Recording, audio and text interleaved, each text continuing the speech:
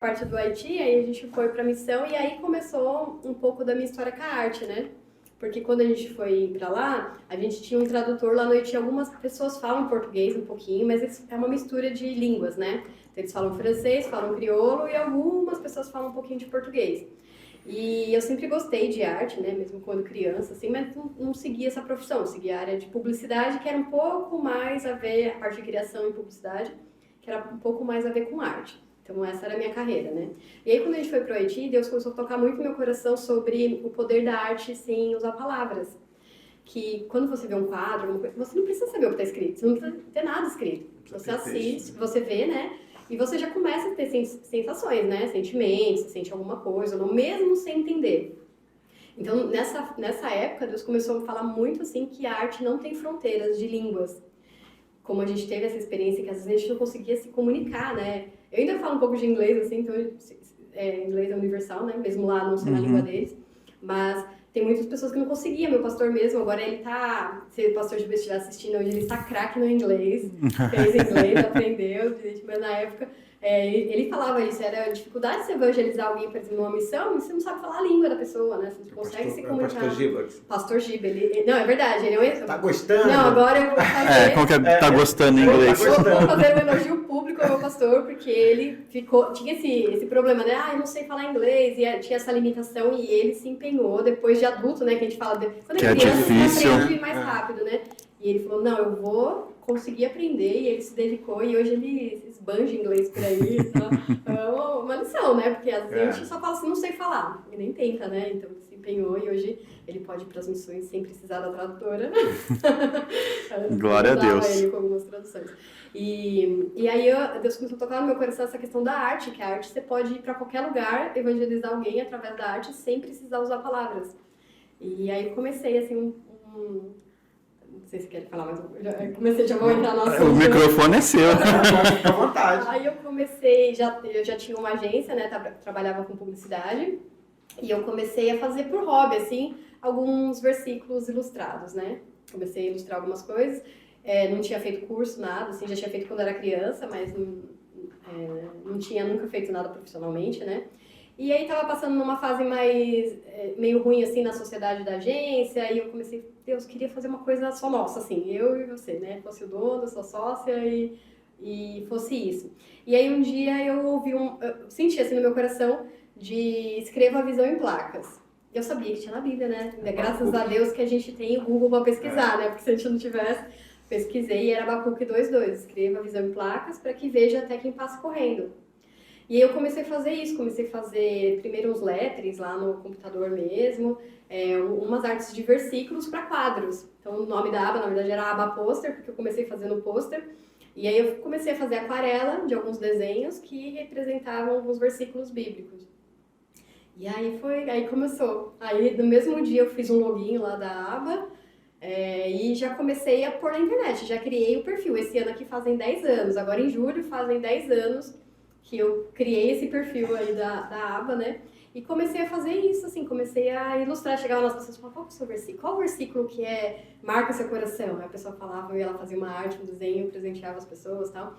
E foi uma bênção, assim, e Deus foi dando o caminho, né? Depois que eu comecei, foi surgindo mais coisas e muitos testemunhos, assim, de pessoas que, às vezes, a arte, ela não tem escrito. Eu sempre coloco ali um versículo, alguma relação com um versículo, mas mesmo quando não tem um versículo, as pessoas sentem algo diferente, que eu acredito que em qualquer tipo de arte tenha, tanto na arte cristã como uma arte que não seja, você tem as emoções do artista, você tem os sentimentos que a arte passa, né? E aí começou a aba, que é a empresa que Mas até hoje. então você fazia no computador só, né? E você tinha essa habilidade manual? Da aquarela, não. Não? Não, eu sempre gostei quando eu era criança. Aham. E aí depois, né, eu falo que eu cresci, né? A maioria das pessoas gosta de desenhar quando é criança, né? Sim. Desenhar, pintar.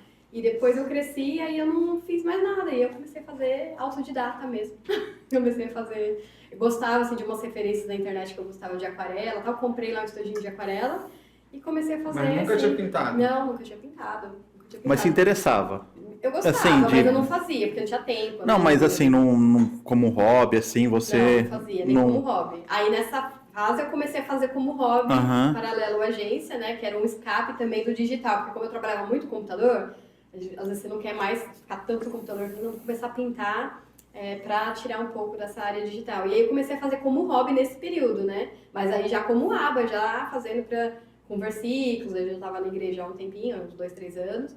E aí comecei a fazer, já virou uma empresa, né, paralela, né, da que eu tinha, uma empresa social, né? Na época, assim, até tinha, hoje ainda a gente abençoa com os recursos, mas na época era 50% do que eu vendia os quadros, os pôsteres, eu abençoava. Hoje mudou um pouco, é uma parte do lucro, porque agora é só empresa, né? Então a empresa tem outros custos. Mas começou assim, então o meu coração sempre foi de poder usar a arte, tanto para abençoar da pessoa que recebe a arte, quanto também um dia, assim, poder ter um projeto social grande, uma coisa assim, né, de maior proporção mesmo, através da arte, né, que eu acho que é possível. E pintar não é fácil não, porque... Pra quem tem essa mão de mecânico... Pra começar assim, sem ter experiência, né, igual você, que nunca tinha trabalhado com pintura, né? Não. Mano, é difícil, já tentei não sai nada. Não, não, é assim, eu comecei a acompanhar o teu Instagram sem você ver. É muito legal o que ela faz. Então, você imagina que isso já é algo que vem... Quando ela começou a falar assim, não, eu trabalhava com arte no computador. Então, eu falei, então você fazia no computador e depois você migrou para... Eu fazia arte gráfica, assim, tipo, publicidade, então eu fazia logo... Porque é totalmente diferente. Totalmente Você diferente. usar um Photoshop, você usar, assim, é uma coisa. Agora, você pegar uma tela, sim, é uma outra situação. É outro tipo de arte. E outra coisa que eu acho muito legal, assim, isso aí é uma coisa minha, porque que nem quando o Boleta estava aqui, uma coisa que a gente comentou, o Boleta ele é um professor de jiu-jitsu. Aí você pega a história do jiu-jitsu assim, os caras querem sair na pancada. E hoje é uma ferramenta, e a arte, ela é um negócio, a arte secular, ela é bem problemática, né? Porque se você vê esse tipo... Você vê a galera que trabalha nisso, eles têm uma falta de pudor, talvez não seja essa palavra, mas como que é usar essa ferramenta do que é muitas vezes usada para destruição e hoje você fazer isso para o reino de Deus? Eu falo que hoje é um trabalho de formiguinha justamente porque a arte se perdeu, né? Eu vejo... assim, que a arte se perdeu dentro da igreja, dentro das igrejas, porque quem hoje faz arte, normalmente, quem tem sucesso assim, com arte, é para destruição. Então, eu sempre lembro daquele exemplo do Itaú, que teve uma arte que é arte de movimento, assim, né, que eles falam. Que, não sei se vocês lembram, que era um cara pelado e as crianças iam lá. Sim. Foi polêmicos. Horrível, né? Tipo, totalmente do mal, assim, e é uma grande instituição patrocinando isso acontecer. Então, um versículo que eu sempre relaciono com isso, assim, os filhos das trevas são mais astutos do que os das luzes. Por quê?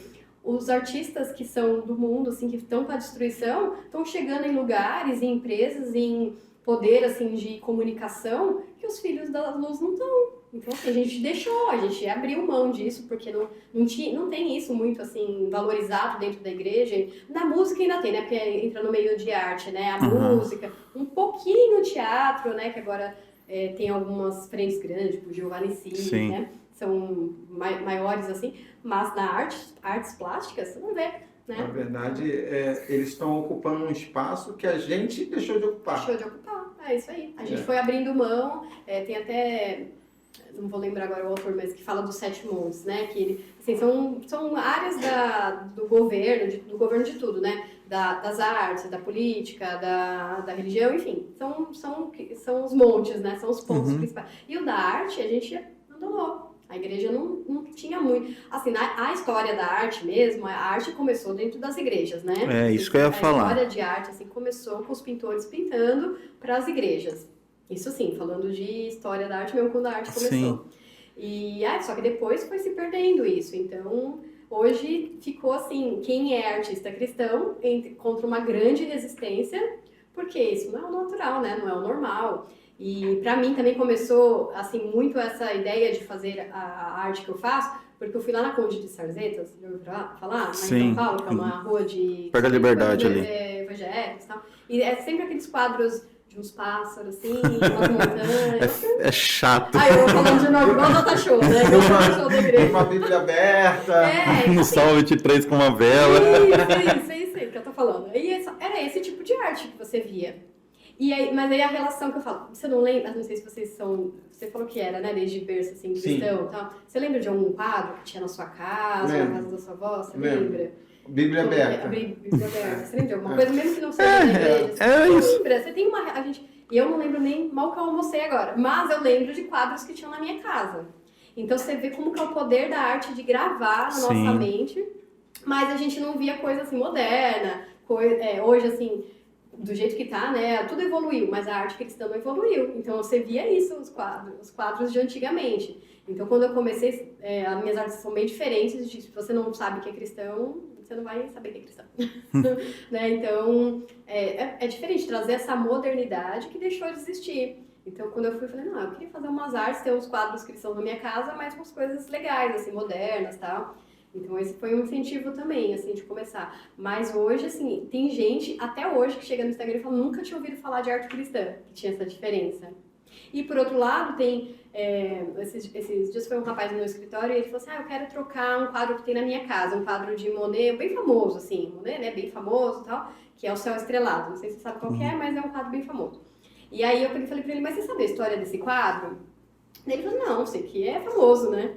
E esse quadro, Céu Estrelado, não estou falando do artista, né? Pelo amor, ele foi o maior da época dele, na questão de pintura, questão técnica. Mas esse quadro, chama Céu Estrelado, ele pintou dentro de um manicômio, que era a única vista que ele tinha de fora era a janela do quarto, e ele pintou antes, assim, tipo, tava lá internado, com muitos problemas psicológicos, e a visão que ele tinha de fora era dessa janela, que era o céu estrelado.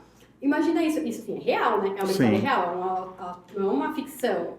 O rapaz estava lá, passando por um problema, por vários tipos de problemas, e ele pintou um quadro. Qual a emoção que você acha que isso tem, você levando um quadro desse para sua casa? É a emoção do artista no momento, as cores, os sentimentos, tudo que carrega. Eu acredito muito nisso, né? Então, por isso que a importância da gente observar uma arte cristã dentro da sua casa é o que você está carregando. Está carregando uma mensagem de Deus mesmo sem usar palavras, né? Então, nesse caso, você está carregando uma mensagem ruim mesmo sem usar palavras. Então, é um trabalho, assim, de conscientização mesmo, das pessoas verem o valor de ter uma arte boa, né? Uma arte, assim, de Deus pra... E mesmo que você veja ali só a figura, você entender a mensagem. Entender a mensagem. Né? E é uma excelente ferramenta de evangelizar, porque você tem um quadro normal, mesmo que não tenha versículo. Se alguém fala assim, esse quadro, que quadro legal, tal. Você fala, sabe o que esse quadro significa? Esse quadro significa... Você abre. Corda, entendeu? Para você poder falar sobre o versículo. Ele foi inspirado numa passagem que tem na Bíblia,